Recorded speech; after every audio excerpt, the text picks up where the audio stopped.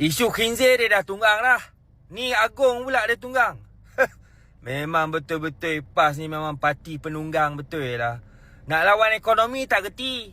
Nak majukan negeri tak reti. Yang PAS merintah 4 negeri tu tak pandai nak majukan ekonomi. Nak lawan apa semua benda tu tak reti. Dah kali menunggang benda-benda macam ni lah. Aduh, letih lah. Cubalah tunjuk benda yang lain sikit. Oh, PAS boleh jaga 4 negeri. Tengok kami jaga 4 negeri. Kami boleh maju kan. Di Kedah maju, di Terengganu maju, di Kelantan maju. Lebih hebat lagi daripada negeri Selangor.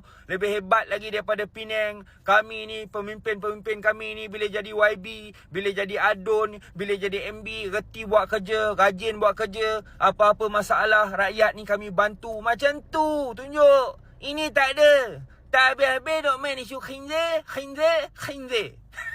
Ni dengar kata nak buat demo pula dah lepas ni. Oh, boleh pilih-pilih Awak tak buat demo, tak buat report polis. Waktu Haji Hadi sindir Sultan tu.